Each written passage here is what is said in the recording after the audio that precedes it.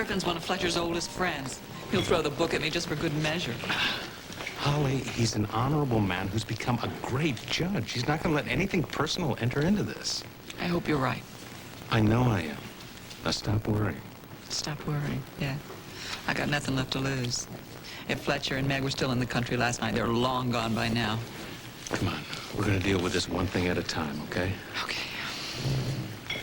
Hart? Well, thanks for trying to help out my mother, really. Yeah, I'm a hero. Hart? Hey! Hey! Hi there. Oh, my gosh. What happened? I got into a little fight at the airport. What? Yeah, it's no big. Where were you last night? Oh, my gosh, things are getting crazier and crazier. I was with Mara at the park last night, and we ran into Josh. Josh? What was Josh doing at the park? Josh was there with a little girl a couple years younger than Mara. That's strange. Yeah, he said that she was some kind of orphan involved with a program that Michael was working on, and that he was just babysitting. What? Yeah. And the weirdest thing? Guess what her name is? What? Reva. Get out of here. Oh, this is crazy. I know it is. He said it's some kind of a coincidence, but I don't buy it. I'm going to find out what's going on. I'm going to find out who that little girl is. Okay. Oh, this is just great. Okay. This is great. Listen, thanks again for tipping me off about the hearing. Oh, yeah? When I found out Hart was in jail, I thought you might be interested. You guys just follow my lead, okay? Chuck and Deborah, would you wait outside, please? Daddy. Everyone, listen, I apologize. When I got word about this, I had no idea that friends and family were involved. Holly, the story's killed as of now. Yeah, right. Excuse me, did you say something? Yeah, I'm wondering where this nice Dinah came from. I didn't think you said anything. Yeah. Anyway, no one mentioned names. They just said that somebody from the Journal had been arrested and that they were brought here and... I'm the somebody. Well, listen, I'm glad that I got word about this. I'm going to do everything I can to contain this story, Daddy, no matter what it is. Well, it seems that Fletcher took Meg and left the country. So last night, Holly goes to the airport to look at the overseas passenger list. The airline refused, and things got a little out of hand. So, how was Hart involved? He was trying to help me. This is what he got for his All right. Please don't worry about this. We are going to work it out.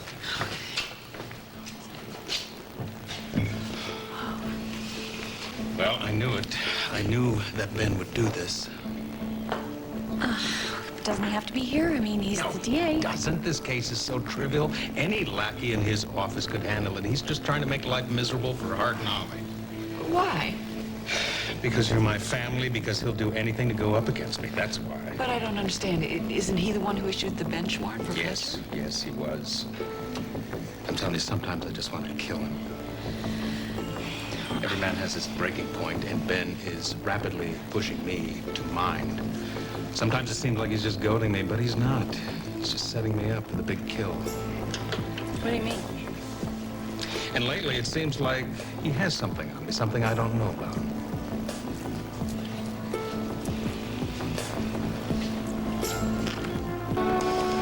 We'll talk about rotten luck, huh?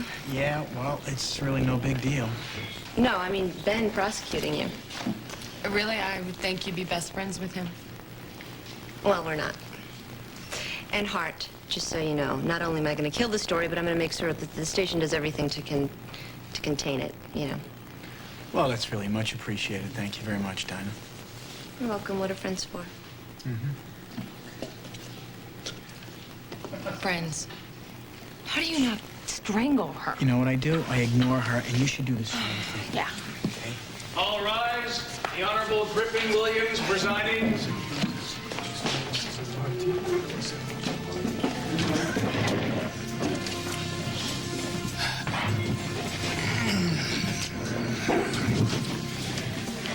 All right, this is an informal hearing in the matter of the state versus Hart Jessup and Holly Lindsay Reed. I'd like to hear the state first. Mr. Warren. Well, we have a little problem, Your Honor.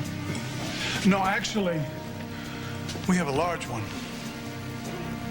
Here we go. This is not the cut-and-dried assault case the defense would have you believe. If I may, Your Honor, may I approach the bench and speak with you with Mr. Marlowe? You may. Thank you. What is he up to? Fasten your seatbelt.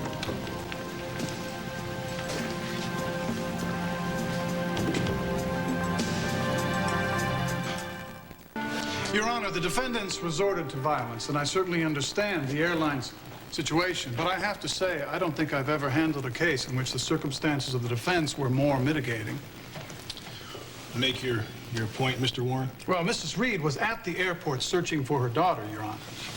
I'm well aware of that. By all accounts, Fletcher Reed had left the country with their child, and Mrs. Reed was desperate to find them. As you recall, I asked for and obtained a bench warrant for Mr. Reed last night. In addition, Mrs. Reed had only recently left the hospital after major surgery, and I have no doubt that her physical condition added to her emotional stress, which brings us here today. And what is it that brings Mr. Hart Jessup here? Mr. Jessup is a close friend of the family. He was just helping Mrs. Reed. By beating up a security guard. From what I have gleaned, the guard in question provoked the attack. Now, if Your Honor decides to dismiss the charges, I'm sure I can persuade the airline people that it is to their advantage. After all, no one, especially an airline, is particularly hungry for bad publicity. Mr. Pierce and I can discuss this over lunch. My dime, of course. Mr. Marlar, anything to add? No. It appears that Mr. Warren has covered everything. Gentlemen, please be seated.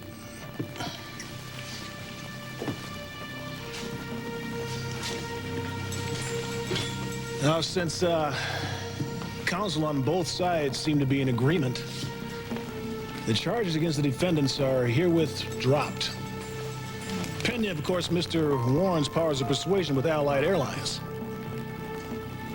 A word of warning, Mr. Jessup. When next you feel the urge to help a woman in distress, try not to use your fists. This hearing is dismissed.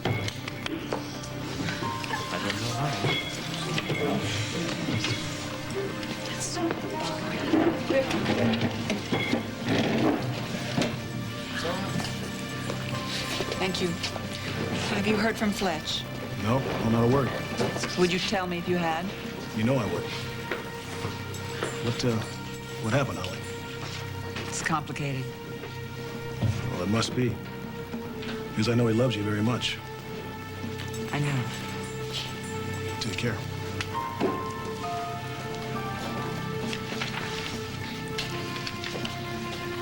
I'm in shock. That makes two of us. Ben actually did the right thing. Yes, he did. That worries the hell out of me.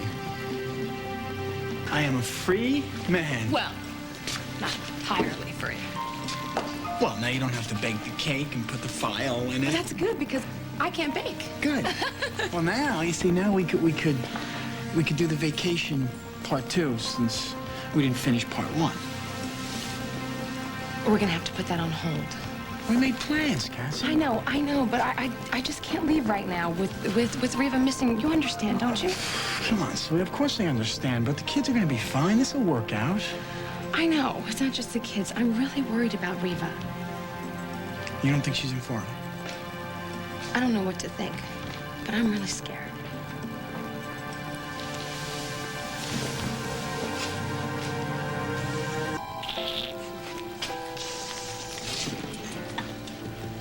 Well, congratulations.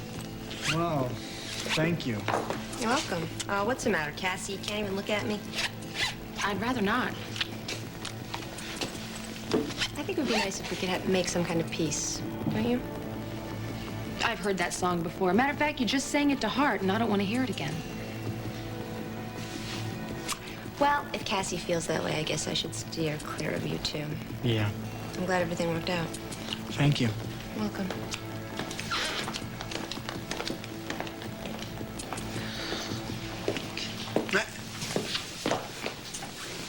Look, Dr. Jessup has come up with a diagnosis for what ails you. So what do I have? You have slight edginess and a little paranoia. Well, can it be treated? Fortunately, I have come up with a treatment, and it is a week in Aruba. And before you say no, I already have the tickets, and we're going.